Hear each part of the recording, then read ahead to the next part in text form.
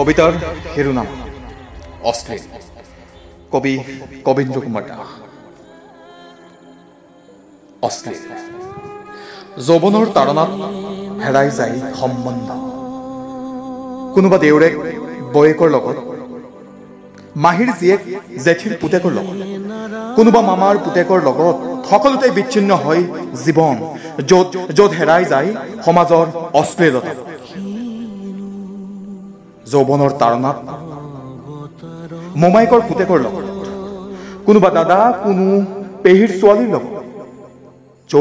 যৌৱন মাত্ৰ এটা শব্দ, য'ত হেৰাই যায় ক্ৰমে ক্ৰমে লুপ্ত হয় সমাজৰ ৰীতি নীতিবোৰ।